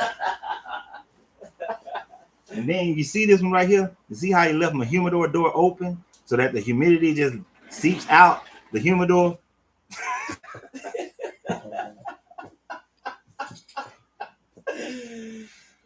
He over today. Oh, man. Look, so while I'm helping these guys, I want to see what you guys are writing so we can continue the discussion after I kick them out. Take their money and kick them out. I think I should overcharge them simply because they're going to play golf and didn't invite me to go play golf because I got clubs and shoes and everything all in my car. So give me a second. Where y'all playing? I'm going south. Yeah, I haven't played South. I haven't played in a few years. Never. So what course do you go to? I just go wherever I go. You know, saying that we just bounce around. My favorite course though, up here in Georgia, is City Club of Marietta. It's a hilly course. Yeah, see. So I never played that. That's a nice little ride. and I can cheat on 15 because if you hit 15, the cart path is right at 200, and I can hit about 3 wood on 200, and it sits up high. If you hit that cart path, you get a good nice bounce. Oh, hit that cart path, it bounces off to the right, and the dog legs right down the hill, and the green is like right there over a little pond. Oh wow! And it's a small little creek pond. It ain't even big. I mean, it makes you feel like you up in there talking, man, I'm tight. I know that's right. I love that one. So how long do you before you go to a DBA again? Actually, they should be here any day because I ordered them Friday, and they're local now. So I should have them. I should already have them. Matter of fact, I'm going to reach out to Country. Tell them that bring my goddamn on DBA because I know you love them. Might be this afternoon by the time you finish your golf game. That, I passed by tomorrow. Right to work. I check it out. It's my route going on work too. So I check it out 29 Friday. Making a good Colombian coffee. I make Cuban coffee, sir. Yeah, Cuban. It started with a C. I was close. 13 minutes. Yeah. Yes.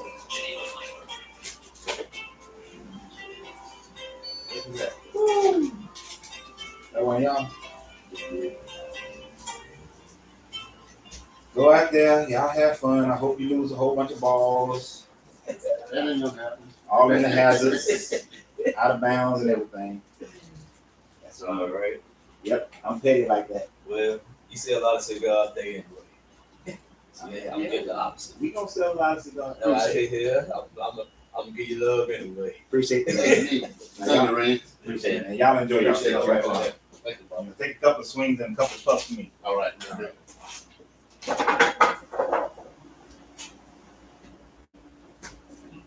I want to go. I want to go play golf. So unfair. How dare they come in here to go play golf? Yes, Deborah, I am petty. Gonna go play golf without me? I haven't even played golf this year yet. Went to the driving range. That's about it. Okay. Like I should go back and edit that interruptions out of my videos, but I don't. So let's see. No questions, no statements. Y'all being quiet on me today. But yes, so what I was reading from the Gospel of Thomas. Gospel of Thomas, if you never read that, we're gonna do a video about the Gospel of Thomas. Maybe that'll be Thursday's conversation. We talk about the Gospel of Thomas. I know tomorrow I was contemplating talking about something that hurt my feelings when I was about 15 years old. Is when I found out that when I was reading the Bible and I read that, no, I'm gonna save it. I'm not gonna do it. I'm not gonna tell y'all right now. Just know that it's about marriage and it hurt my feelings when I was 15. Yes, at the age of 15, I was already in the mindset about marriage. Say I wouldn't either. Mm-hmm. It is. It's more authentic. It's what happens. It's natural. But yeah, so I really want you guys to keep that part in mind there. Anything that you do that is against anything you do that is against what you that and you hate doing it. If you hate doing something, don't do it. Just don't do it. When you hate something and you do it, you're hurting yourself. You're hurting your growth. You're hurting your soul. You're hurting your connection to the all. That's why in these talks that we have, I don't try to push people one way or the other. You find what works for you. You know, uh, all that dieting. Like I eat mostly vegetarian for health reasons, and it's choice. It's by choice. People who know me know that if I just ate what I wanted to eat, there'd be a lot of ice cream involved, a whole lot of gelati, every day gelati. But it's the sinus infection that comes afterwards that I can't deal with. So I don't for that reason. I hate the sinus infection more.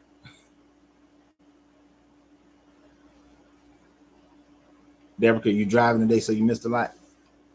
That's why replays are great. But so I'm going off on a tangent before we finish. So we look at that. This book has a lot of rules that um, Jews, Christians, Muslims, the Hebrew Israelites, the SDAs, the Jehovah Witness, all the Catholics, the Protestants, they don't follow this book. Throughout history, they have not followed this book. The only time that these rules and laws were actually probably followed more so is during the time frame that they were written in and around the 500 BCE, during the time and the reigns of Hezekiah and Josiah in the southern kingdom of Judah, when the northern kingdom of Israel, and then when the scholars and the betters of them, the 10%, the talented 10th, were released from Babylon and went back into the northern kingdom of Israel as a vassal state of the Persians. That is probably when these rules were followed. Archaeological evidence shows that the northern kingdom of Israel, prior to the Babylonian captivity, were eating pork. There was pig husbandry. They was eating the pigs, not as much as the Philistines, but they were still eating them. They found the bones, right, and they found the bones, and they can tell which ones were cooked and eaten and that sort of thing. The northern kingdom of Israel and the southern kingdom, their temples had Asherah, Yahweh and his wife Asherah. They had all of that.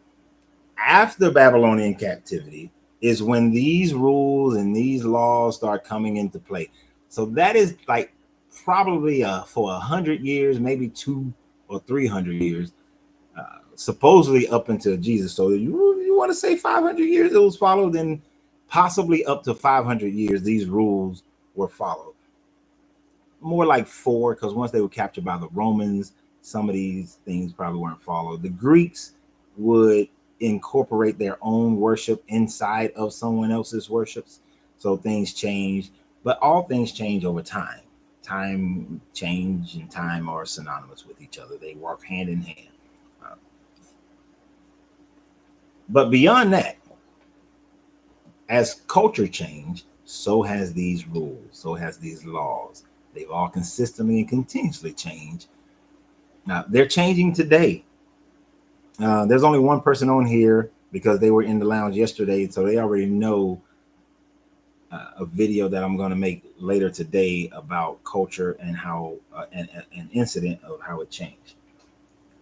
Yes, I'm going to be that guy and make y'all come back and watch another video because I really want to just focus on that one. Probably a 10. When I say a 10-minute video, it probably wind up being 18, 20 minutes.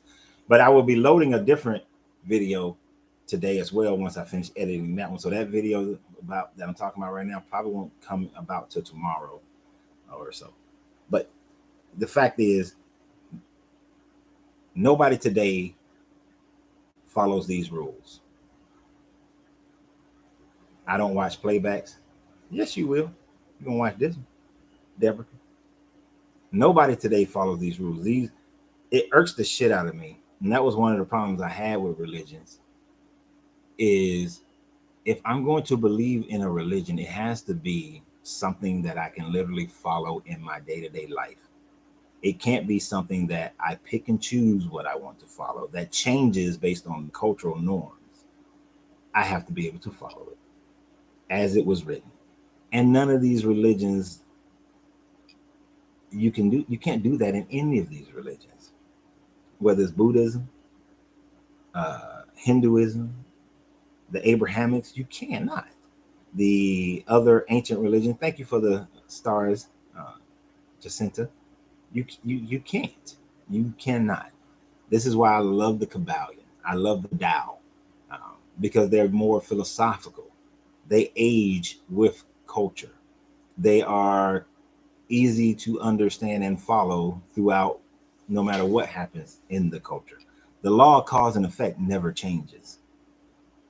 Getting into the flow of the way never changes. Going with energy doesn't change. It stays the same. Don't laugh, Deborah. Have you talked about Lot um, already? Ready to give up his virgin daughters to the mob, horny men, and protect. Uh, well, I've talked about it in other videos before, but not as we've been reading, and then how they got him drunk and had sex with him. Not in reading this. Wait. Lot happened in Genesis. So yes, we did in when we covered whatever chapter that's in Genesis, we covered it then. We went through that one because we read straight through it. So if you go to my YouTube, Jacinta, which is either my name, LaRenzoreid, or Why I Left Religion with Coach Renz, you might be able to find it that way as well. But if you go to the channel on YouTube, go to my playlist, and there's one that says What's Wrong with the Bible, Genesis. That one will break that and find the one where that story is told, and you'll get that video. I want to understand the teachings of the Kabbalion. Sorry for the misspelling. And I've done some videos about the Kabbalion. We will continue to do videos about that one. We will do some lives. Matter of fact, that could be a good one on Friday or something. Going over the 7 hermetic laws of the Kabbalion. No, actually, that's a series. That is a series, to be honest. Actually, that wouldn't be a bad thing to read through. Whew. That wouldn't be a bad one to read through either. As with the Tao, that wouldn't be a bad one to read through. We're going to turn this into a damn book club. They don't even read it. They just go to their book club every week for some good nutrition, some good nutritional cherry picking. Exactly. Yeah, Deborah, you would say, let's do it.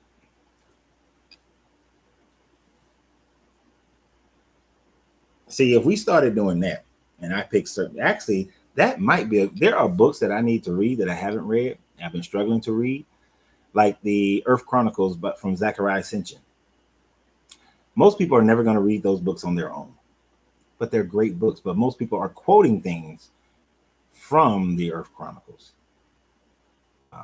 So that might be, I would have to do it a little bit differently because some of the information can become slightly boring. Well, hell, some of this information gets boring. Like when we was doing this person begat, that person begat, that person, like there ain't no way in hell I'm going to do Chronicles. I'm telling y'all right now, there's absolutely no way in hell I'm doing Chronicles. With all the begatting,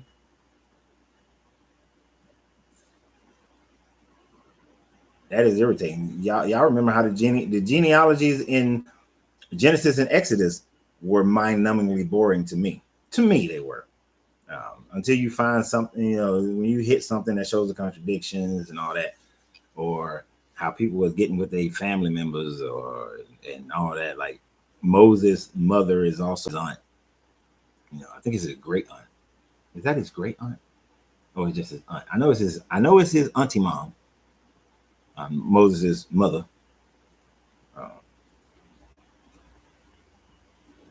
But we could I'm gonna look at some other books that we can start reading through that would be good ones. The Kabbalion would be a good one though. I love the Kabbalion and how to put it into practice. So we'll look at that. We'll look at that. I'll think about it. I'll marinate on it and see what day makes sense.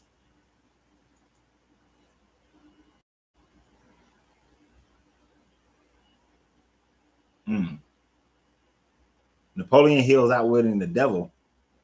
That one would be a good read for us as well. You know, maybe that's what I do. The books that I say, because usually people ask me, like on TikTok, I had to just put a video and pin it as the top video for that. Here comes somebody else. Let me see what this lady wants. Hello, how you doing? Hello. Looking for Larenzo read. That is me. You've been ignoring me. I have. Mm-hmm. You are. Crystal Thomas from the Georgia Department of Revenue. Oh, let me end this live. Okay. It's on. All right. All right, people. We're done for today. So I appreciate everybody for being here. Appreciate everybody who shares the video, shares the channel, continue to do so. Everybody who donated financially to the channel, to the videos, I appreciate you. Y'all have a great day. Remember, you have to free yourself to be yourself because your greatness is non-negotiable. Good journey, good vibration, and I will see y'all tomorrow. Bye.